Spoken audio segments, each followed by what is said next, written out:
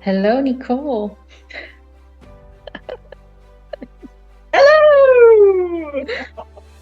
You always start, hello, Nicole. Yeah, I don't know. I just want to acknowledge you for being here, I guess. It's okay, it's And it's just okay. a way to open the conversation. It is a way to open the conversation. I like it. It's when we edit the conversations or when we edit the music um, in the beginning of this episode, as there will be music playing right now as we're talking. It I do that editing, so it's always quite nice to see, right, how did we open this conversation again? And it's like who's starting first? Yeah. Yeah, yeah. How are you feeling? What's happening? Oh, well,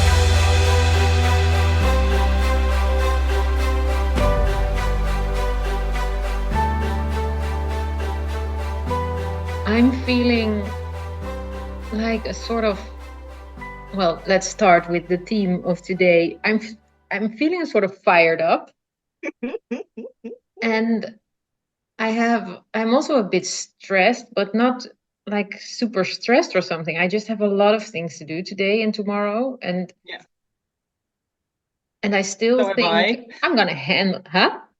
So have So, I. and still I think I can do this. So yeah, Yeah, yeah. yeah, that is right, and isn't and it? it's compared to a couple of days ago, I felt so much overwhelmed. I was just not able to do. I thought I was just adding things to my list continuously, and now I'm like, I'm just I'm just doing what I can, and what's on the list, and I can't do. I can't. I just don't do it. That's it. Yeah, yeah. I just can't do it You just don't anymore. do it. No. And I remember that the previous temple was a temple of air, and you one of the first things you said was, oh, now I know how this temple is related to my life and what's been happening. I literally like created air in my calendar, and now here you are, and you feel so much less overwhelmed. And you're actually, before we started the recording, you said, I'm feeling all fired up, like I'm literally just, and that's the temple of fire. Like it's, Mm. you create the air, you create the space, and now you're like, okay, I can do this. I'm fired up. Let's go, let's go, let's go. Yeah, yeah, and also because I had a really yesterday morning, I still was in the overwhelm phase. So things can. This is also interesting because before we hit record button, you had said something about transformation, and Mm-hmm. yesterday I really felt so much overwhelmed still. And then I had a conversation with a good friend, and I told her what the overwhelm was about, and I could just see, oh, this is an old pain. This is old behavior. This is something I don't need to connect anymore Mm-hmm. to because I'm a different person now. Yes. So so that was like an amazing moment to see that after all these years of work you can transform just by seeing what you're doing. And I won't say that this overwhelm won't return in a later period of my life, or maybe next month or next week, whatever. But I can see now, okay, this is old behavior. It is.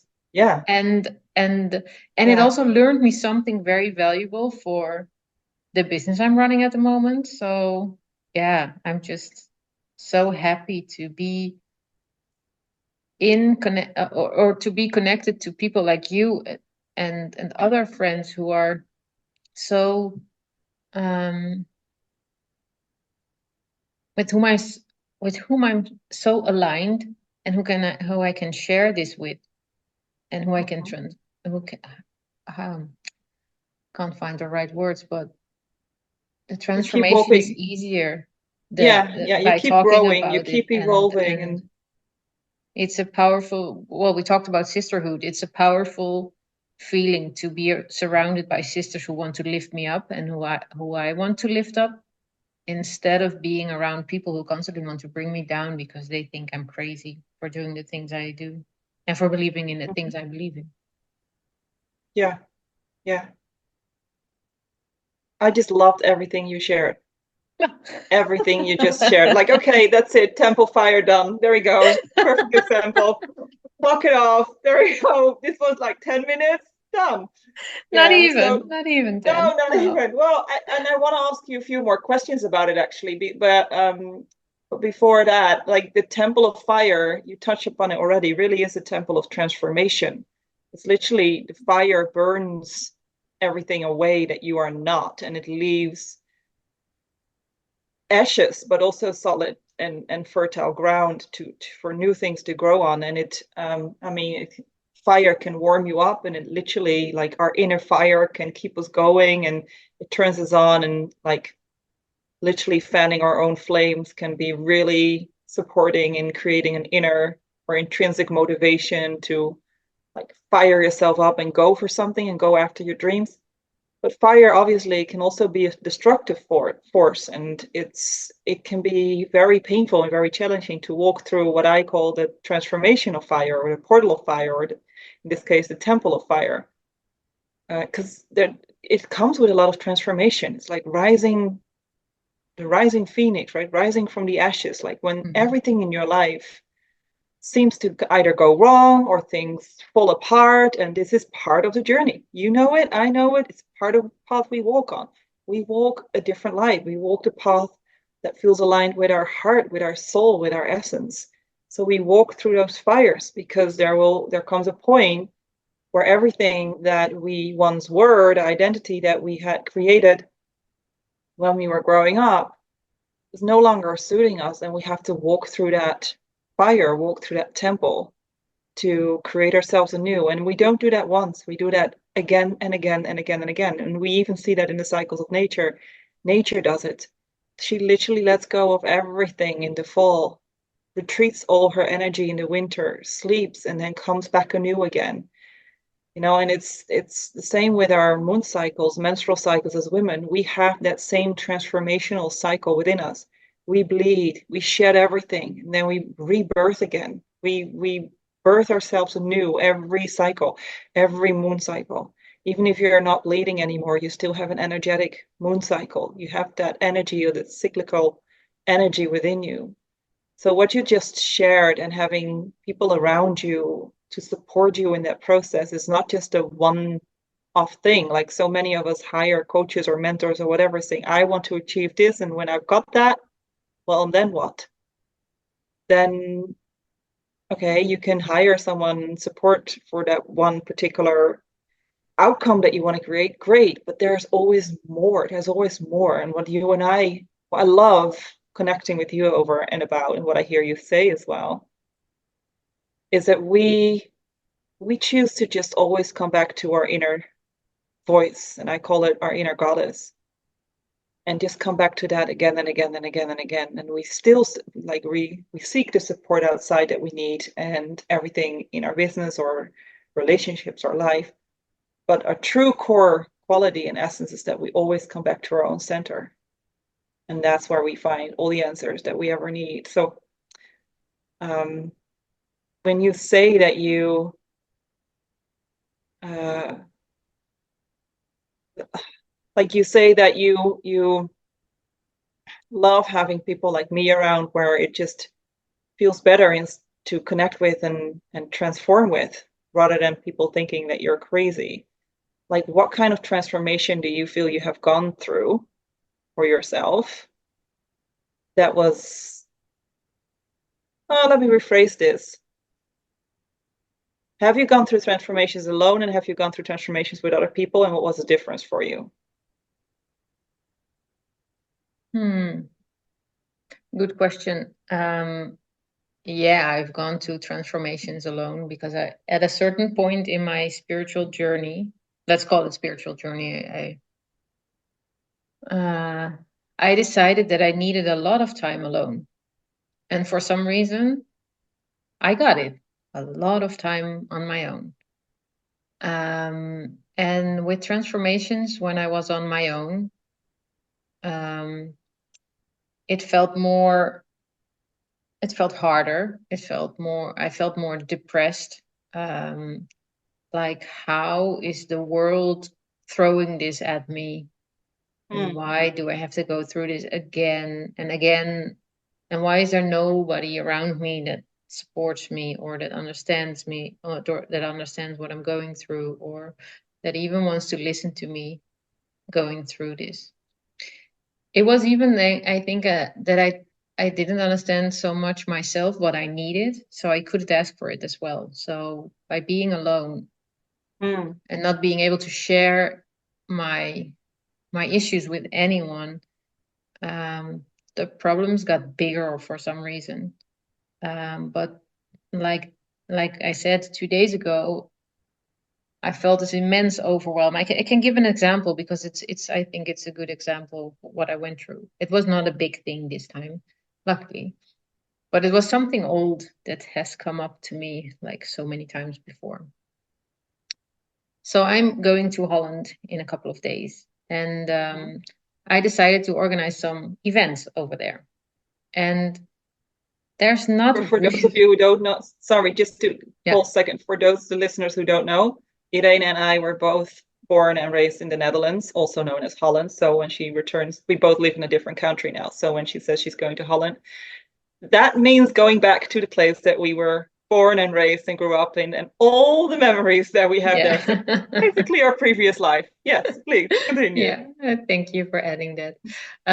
Yeah, so I planned some events, and we already canceled one because there were not enough people to come to, and I was really okay with canceling that because there's just no hassle. I mean, I don't have to do any promotion anymore. It was good to cancel it because I have 3 events for which I have to find people to come to. So it felt like I had to do a lot of promotion and forcing people to come to these events.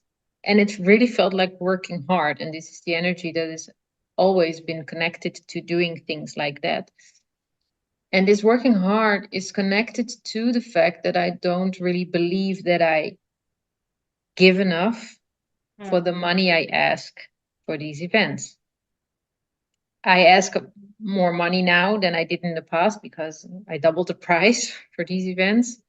Um, which I still think is a good price now for the Mhm. mindset I'm in at the at the moment.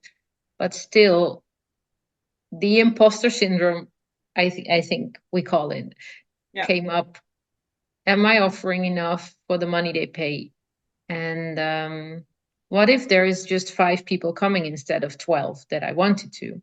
Um, if there are only 5 people coming, I don't earn any money with this event. So is it worth it to do it, etc., etc.? All these questions came to mind, and this idea of working so hard and in the meantime doing my paid client work for my paid clients, have to move again, pack up all my stuff, making sure that everything is in the right place for the next phases of my life of my year. So there was just too much. So I said, okay, so I literally felt I'm gonna stop working hard for this particular thing.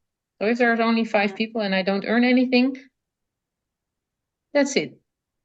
If there are more people, perfect. But I'm gonna let go, and I do what I can Yeah. to just remain happy because it what happened was I felt like I had to struggle through this month by being in Holland and doing everything I have to do, and I was like, I don't want to struggle anymore, so I'm gonna let go of this idea that I have to struggle. I just want to enjoy everything that I do. Yeah. Yeah. Um, so What yeah, I'm what so I'm but the thing was that I realized this was by talking to someone. I voiced out what was going Mm. on, and this was the different by being alone and thinking that I have to figure it out all on my own. Is that I think at the moment that I was alone, I would have really worked hard and harder and even harder.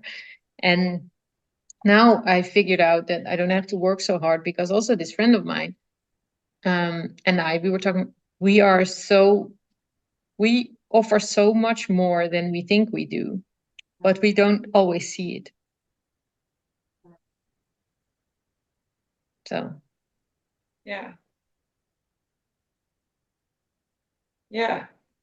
What I'm hearing you say is that you let go of the outcome. yeah, yeah, but also the input. I also let go of the input Yeah, but because because you let I go of the outcome, the input then kind of like, oh, okay, well, this is what it is. And you're honoring your boundaries, your own boundaries with what you're capable of, mm, physically, energetically, emotionally, mentally, everything. yeah. Yeah. Whereas how many of us would have just persevered, plowed through, say, no, I have to do this because I need to fill this room. Oh, well, take a break, take a chill Hmm. pill. Yeah. Yeah, Yeah. Yeah. yeah. Well, I think we would have both done that in the past. Like it was a, I mean, maybe not you, but I definitely would have done this in the past. Like I made a commitment to myself that this room was Hmm. full, so I'm gonna do everything to make it happen. Yeah. But that's an interesting thing you point out there when you say, I'm going to do everything to make it happen. And I know this one because this has been a pattern within me too. I'm willing to do everything to make this happen.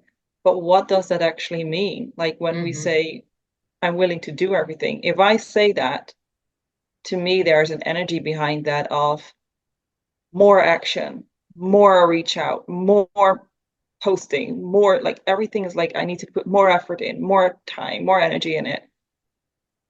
And I even just the thought of that was like an energy of forward motion, of pushing, of fighting, of wanting to make it happen, of like just oh God, it's like it's exhausting me just even thinking about that.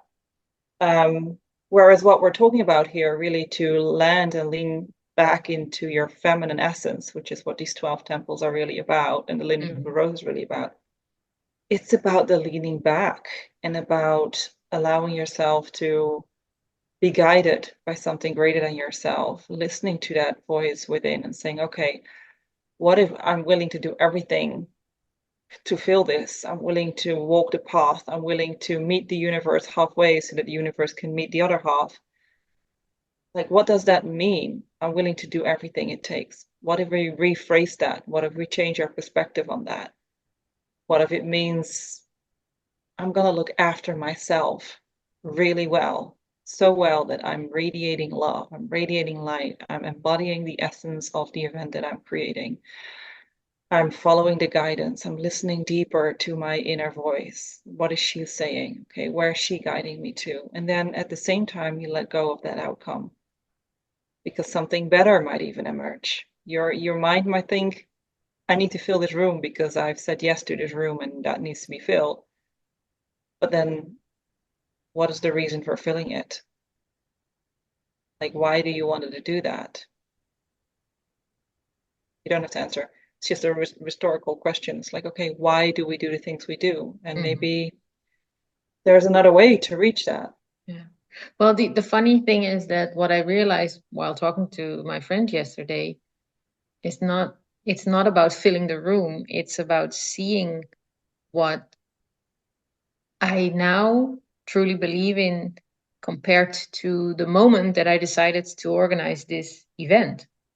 Mm, Um, because in the last months, I've gone through another transformation, I think, within myself regarding the work that I do. And they don't fit anymore. no, Not no, I mean, they do fit, but they don't completely fit. So what I'm doing in these one evening or one afternoon events is nothing compared to the work that I do when I work with people for a longer period of time. And that's what I believe in because transformation doesn't come in one evening. So what can I achieve in one evening? And is that what yeah, I still want to do? And in the past it was what I wanted to do because I had all these beliefs that it um, belonged to the work that I'm doing. But now I see that these one evenings, the essence of the event is still really very valuable, but it has to belong to a longer period of working with me. yeah. And so again, the word transformation comes in there, isn't it? Yeah. Like you want to guide people through transformation. And I can so see, I so totally hear what you're saying. like knowing you, knowing your work, knowing I've been to one of your or some of your one-off events in the past. I am now in a container of 3 months working with you and with the writing services that you offer, and I can feel the difference myself. It's like, yeah, it's I can so understand why these one-off events are just no longer aligned with the direction that you're going to and that you're being guided to go to.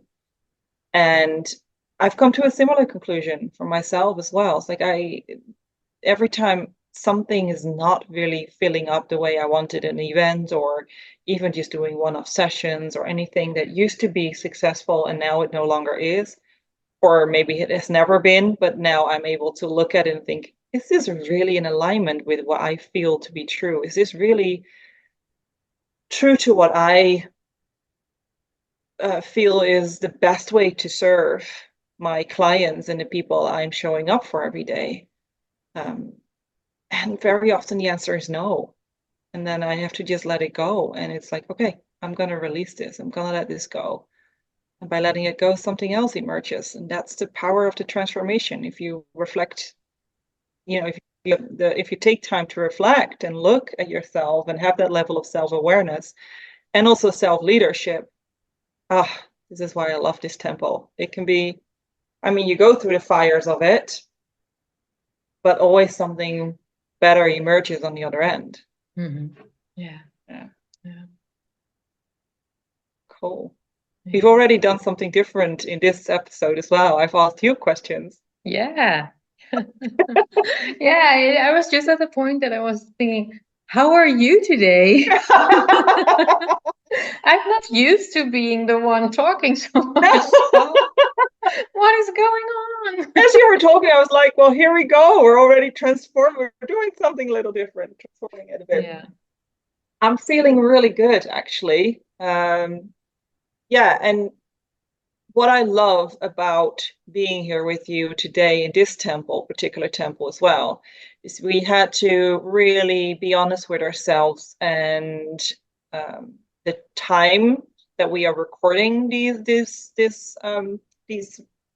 episodes or these conversations, because obviously we have our own time schedule and the things that we do for each of our businesses, and you're going to the Netherlands and I have my own things going on here, and we had to really take a good look at our calendars and say, how are we able to fit this in? Because neither of us knew that we were going to do this. So we didn't really plan this into our calendar when we started recording.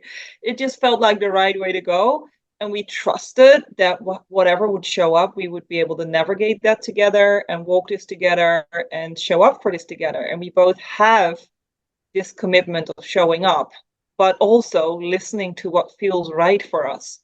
And so again, we're walking through these temples it's a transformation for us, and we've said it before, as much as everyone else listening.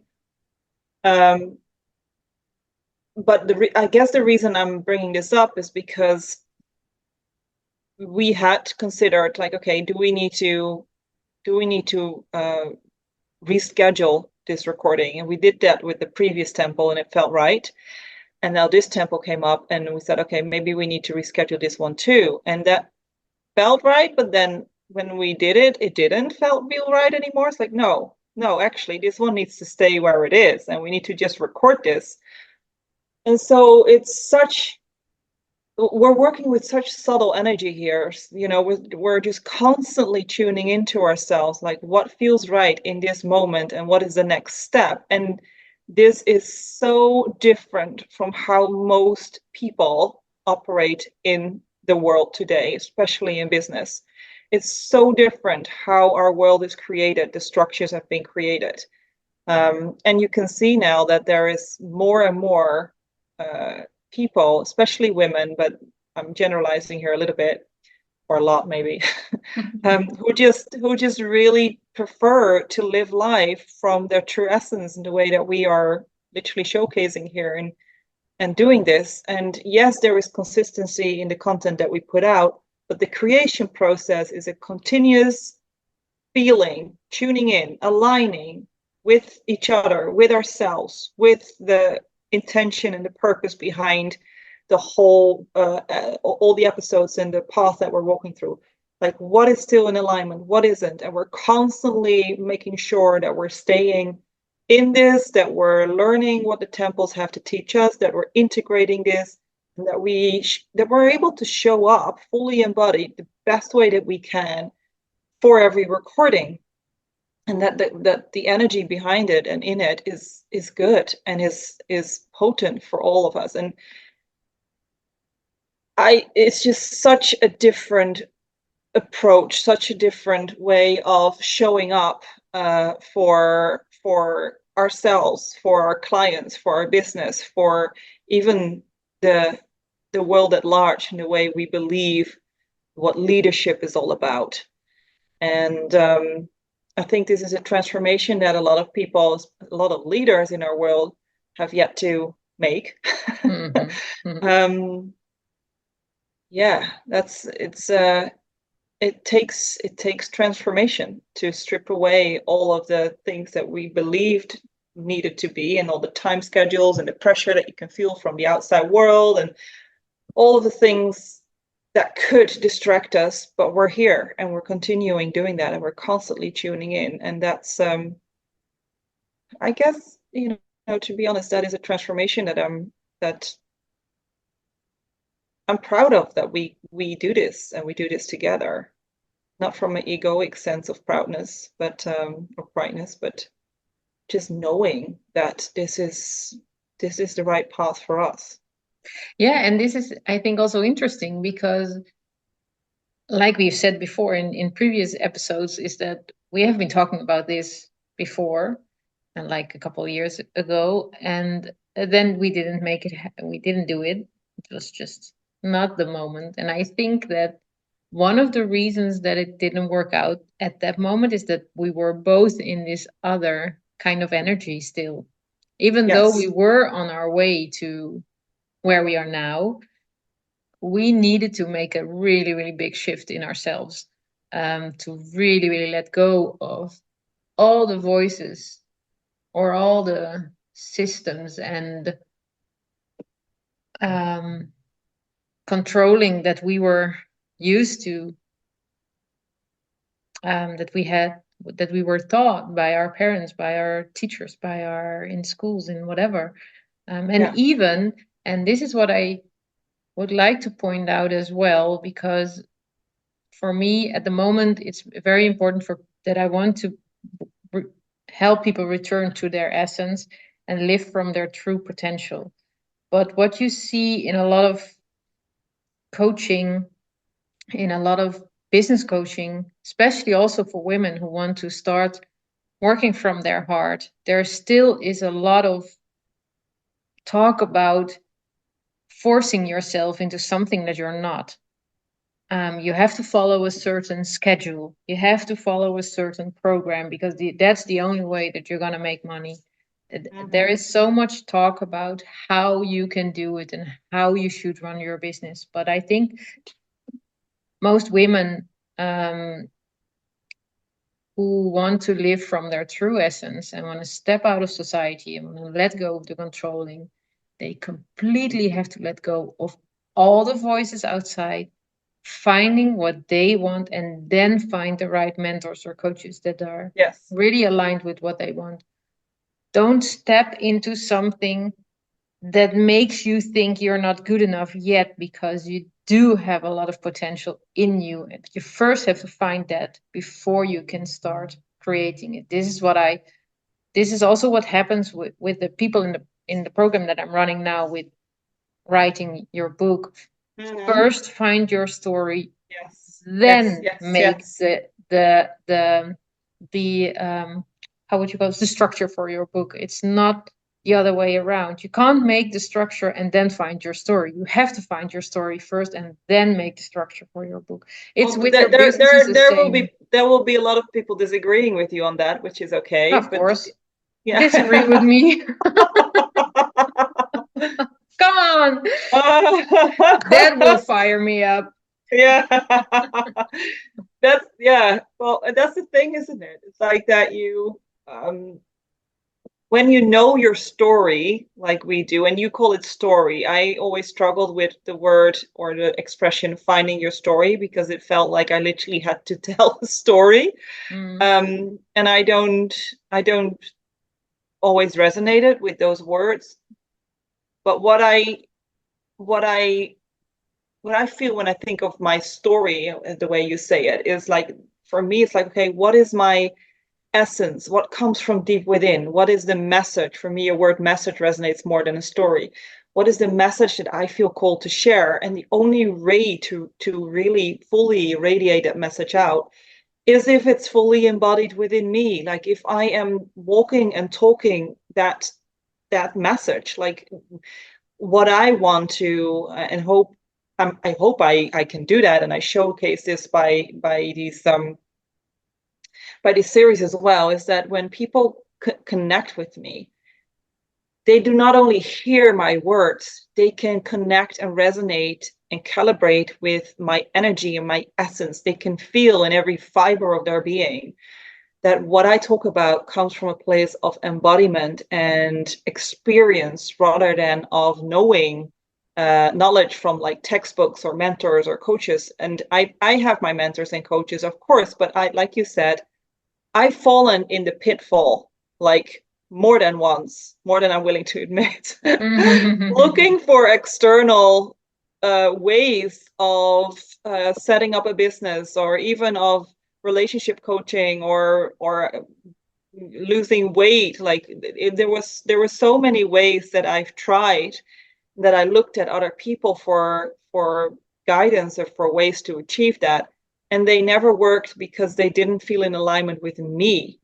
And the moment I started to go within and really started to find out, okay, what fires me up? Like what is my what do I feel is right for me?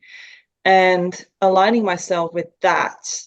And then from there, trusting that I will find the right ways and the right people and the right means to support me. So I now look at other people as well who help me to expand my reach and to build a business and to do all the things.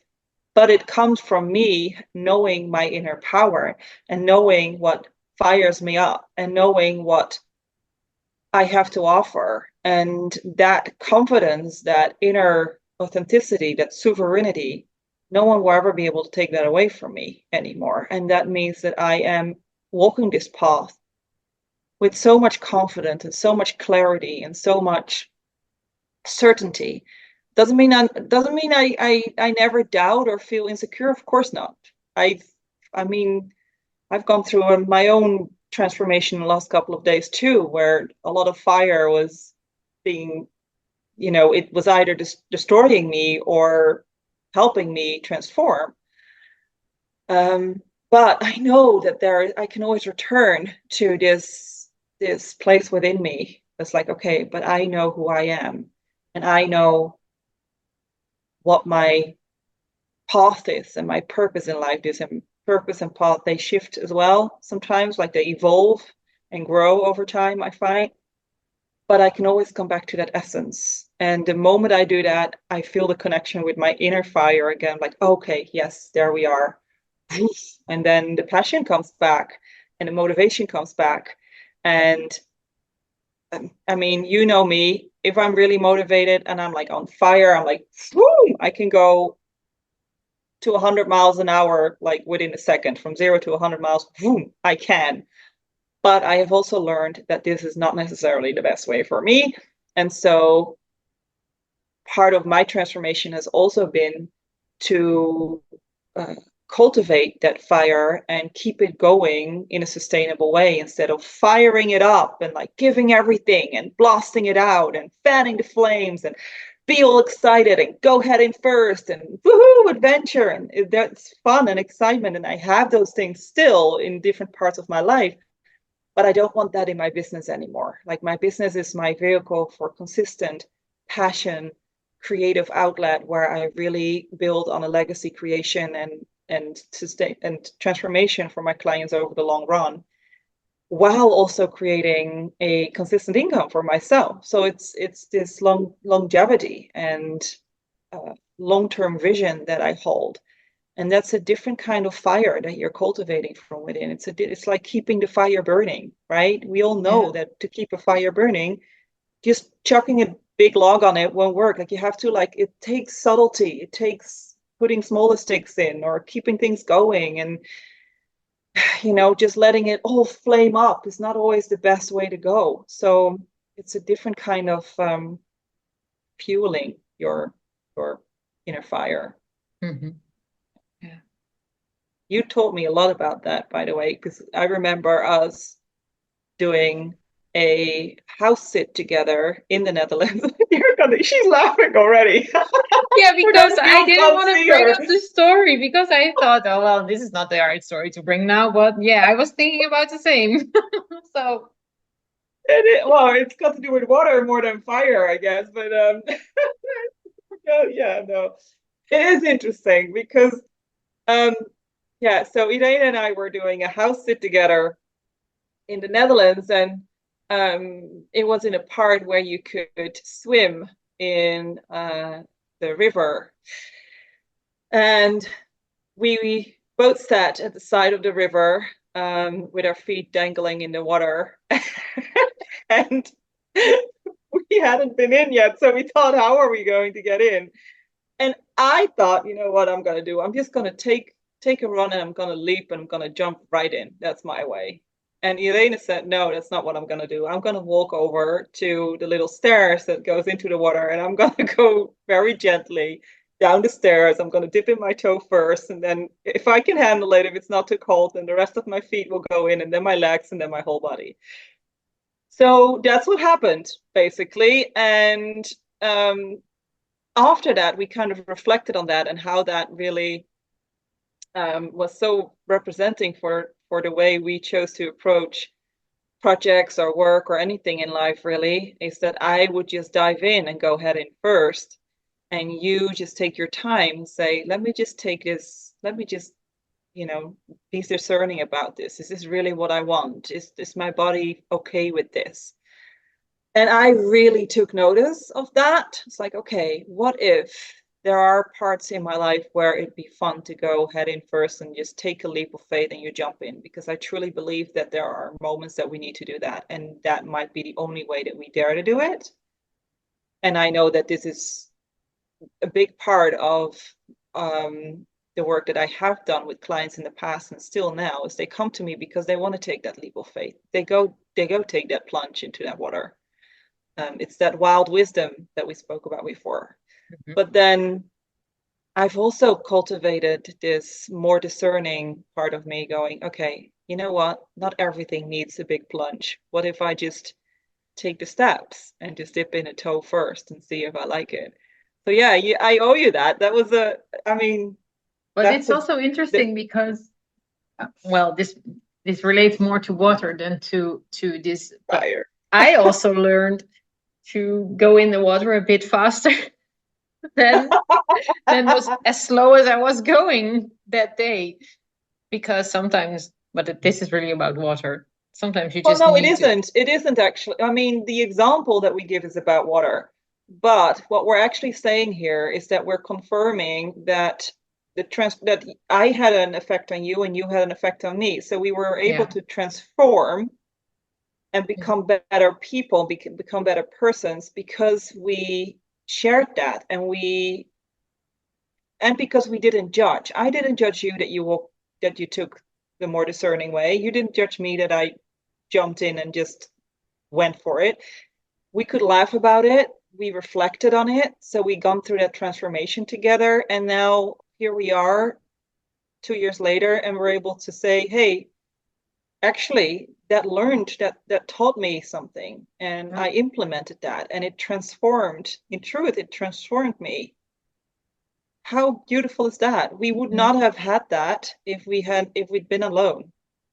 Yeah. So this is also a question. I mean, is make could even make a round circle in this conversation, but let's see. Because you asked me in the beginning if I felt different in my transformation processes with or without other people.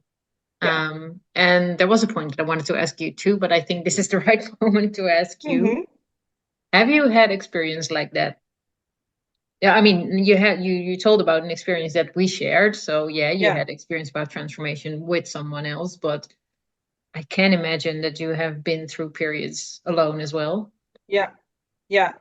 Yeah, I've gone through many different periods alone, but then also I've learned to redefine the definition of being alone, because being alone doesn't necessarily mean lonely, and there is a difference there too. Yeah. Because if you're alone and you're constantly alone with your own thoughts, you can also divert into loneliness and depressiveness, and getting stuck in your own mind and your own thoughts. That has definitely happened to me, and the only way out for me was to begin sharing things with others. But it took a while for me to find people that I've trusted enough to share things with and to feel safe with. Um, and also, I didn't. I could also at the same time never relate to uh, being lonely. So this sounds maybe a bit strange for all who well, for all who are not on that level of thinking, basically. But there were like two simultaneous, two ways of thinking, two realities almost simultaneously. So it's at one point there was a part of me who felt lonely and who needed connection with other people, but there was also a part of me who knew that I was never alone and who just continued walking. So I would never actually reach out for help professionally, like therapist or anything like that, because I didn't feel I needed that. I was okay and I was genuinely okay, but then there was also a part of me that wasn't okay. So for me, I've always been looking not so much in the more traditional help, as in therapist or anything like that, or counseling for that kind of loneliness. It's never appealed to me. I'd always look in the spiritual scene. I'd always look at people who have a more holistic approach, or even just people in my life who I could trust and speak with. And so I had to carry both of those at the same time. This is the truth of the duality that we live in, and being able to hold that pain while also continuing walking your path. In hindsight, I can see how this has strengthened me to hold myself and to hold my own pain, and to that's also a path, a portal of transformation. Is, are you able to hold that kind of space for yourself? But the relief I found, when I was finally able to share some of these things with people around me, you being one of them, but also other people, um, in terms of mentors, or even people who I've connected with online who I've never met in person, never done anything with them, but we've become really great friends and we've been sharing voice messages. They've been a big help for me. So literally people would just like, you can find your people anywhere, basically, your soul people. Yeah. But continuing to walk in the path of transformation, when the people that you feel are not a resonance and are not able to hold you and be there for you fall away, and then continuing to walk, trusting that your soul people will show up, so that it's like, oh, I can share this with you.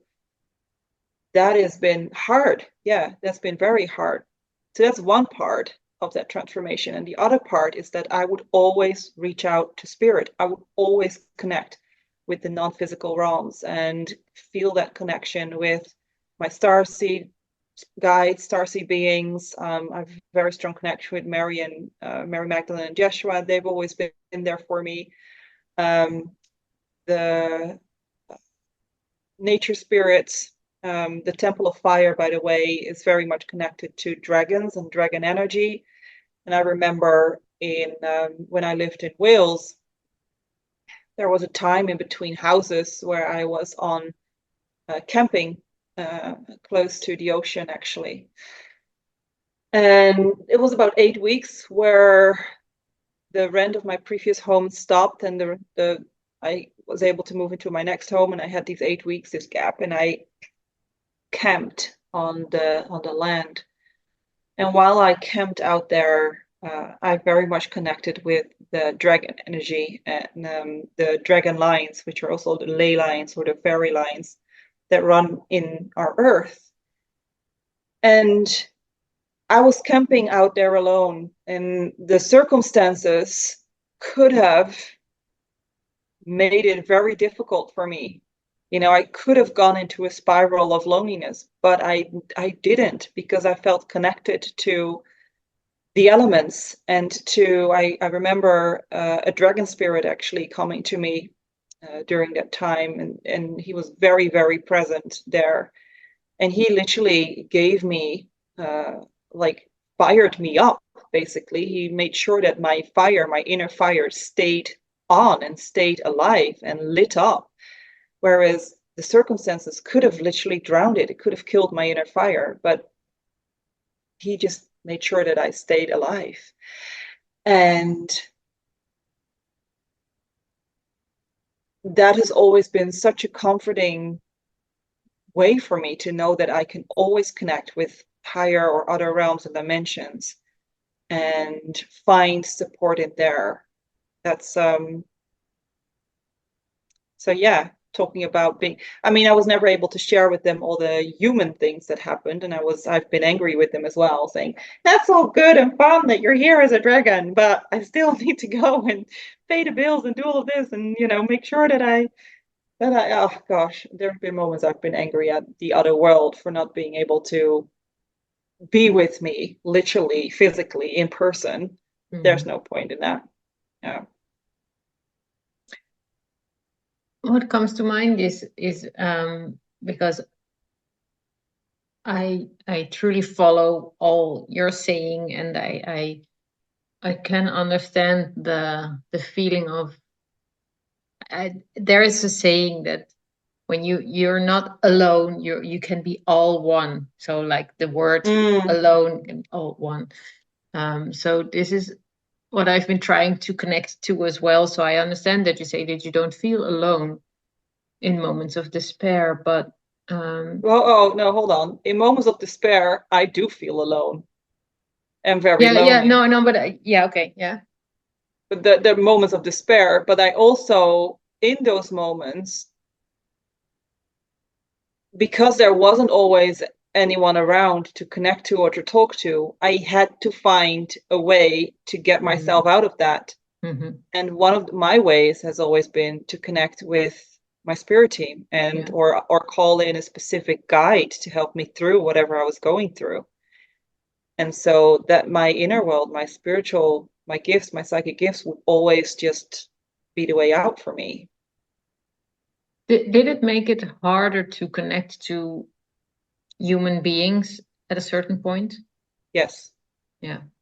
Yeah, absolutely. This is one of the reasons why I struggle to let in people into my life again, or more Mm-hmm. people. Um, because I'd grown so comfortable with other realms, dimensions, and finding comfort in them, and connecting and talking, and the wisdom they shared with me as well. I learned so much. And so then allowing people into my life again and sharing with them more felt so it felt so mundane, and it felt so, best way to say it is three-dimensional. Like, it felt so flat, almost like there was no depth and no meaning to it. um so yeah, I've struggled with that a lot. Now those two have woven together, also because I'm meeting more and more people, like, and people like you have come back into my life again. So I've also realized that it's a matter of finding your people and Mm-hmm. opening up to them, because then I can talk to you about this, and that's great. But yeah, it has been hard for me. Yeah, Yeah. Yeah. it's interesting you asked that question. I had a conversation yesterday or the day before with someone who said, "I think you're afraid of letting love in." Mm-hmm. And I thought about that, and I thought, you know what? Yeah, there was a point in my life where I was. Absolutely. But right now, I know, no, no, I am not afraid of letting love in anymore. That's part of my transformation. Like, it's, no, it's just all welcome. It's all good. I love love. So yeah, and I love connecting to other people now too. It's actually one of the things that fires me up. Wow. Yeah. So, yeah. Thank you for sharing that. Mm. Mm. I think it makes a quite a full circle. It does. Yeah, And it you know does. what? For some reason now there is this image in my head of you with it. You know, there is this children's story. I Hmm. don't know how it's called, but it's like a small boy with a dragon, and I see you in this. It's a never-ending story, but it's a movie. No, no, it's not. Or No, is I it? don't know. No. I don't know. I don't know what the name is, but I see Yeah. the image of this little boy with this dragon going through the world, and I see you with your invisible dragon going Invisible through the Dragon. world. Yeah, Yeah, yeah. Well, and the on this land in your tent, and yeah. yeah, yeah, it was quite something. The elements were wild out there, I can tell you that for Oh, I can sure. imagine that. So yeah, the dragon really helped me to stay present and grounded with that. And this is one final thing I want to add is that because the temple of fire, again, it's fire can be a very destructive force and it's very, very powerful. And we are sitting here talking about it fairly calmly and groundedly in a sense, but when you're on fire, it's like, oh, it's this pulsing energy just going through you, right? But then if you know how to harness that, if you know how you're a channel, can be a channel for that, which we know, which both of us can be, then there comes this calmness and this presence with it. It's like, okay, this is my fire. I know I'm not afraid of my fire anymore. And some emotions that come with fire are anger, for example, or all the wildness that can come through you in terms of um, uh, just anything like a chaotic crying or howling at the moon or anything that makes you that's some I can't find the words now. I guess the emotion that comes back to me is anger, because so many of us have been taught to fear our anger and to run away from it, or if somebody is angry, to like water it down or to think or judge something of it or to say, calm down, calm down. And when I work with my clients, I actually say, no, your anger is very welcome here. Very welcome here because I want that anger that you have. It says something about your fire, your inner fire, where your passion is, where also where your boundaries lie. So what you are willing to tolerate and what you're not willing to tolerate. And chances are that if you have that anger within you, that you are, or your inner goddess feels like some of your boundaries have been crossed, or you are tolerating something in your life that you know that you shouldn't, or you don't want to anymore because it's no longer aligned. And so if you don't know how to regulate that anger or appreciate that anger, it can build and build and build and it can literally explode. And that's when your anger turns into a destructive fire. But if you're capable of listening to your inner voice and of harnessing that the power of your sacred, you can almost call it a sacred anger. Like the moment you feel like a little frustration, you take note, thinking, okay, hold on, where's that coming from? I need to be aware now. Like, where's my boundary being crossed? What am I letting in my life that I don't want to anymore? What needs changing? What needs adapting? And you address that immediately, and you're able to communicate that confidently, clearly. Then there's no need for that fire to burn into a smoldering, destructive force that like blazes everything in its trail and being this angry witch woman that like burns it all away. There is no need for that. There's just no need because you've addressed it at the root. And so this is when fire becomes a life-giving force. Like you Mhm. can, like I said in the beginning, you can see it as the transformational energy that it is, and it can warm you. It's a warming fire. It's like something that you just keep going from within because it gives you warmth and depth and coziness, and yeah, that's much better. Or I find it Yeah. much more comfortable. It's what I choose to do with my inner fire. Beautiful. Thank you for adding that. Well, this was That's temple number 6, I think. No, 7. What was it? Temple number 6. No. 4, Yeah, 6. 5, 6. 6. Temple number 6. No. Fire. We have temple No, 1, 2, 7. 3, 4, 5, 6. Temple 7. I've lost Okay, it now. so But anyway, it doesn't matter. We're here. We have one more temple to go. Temple of water in the temples of all elements. yes. So we'll do that next week. Yeah. So Thank you. thank you for listening. Thank you for showing up. We love to hear from you. Thank you. Bye.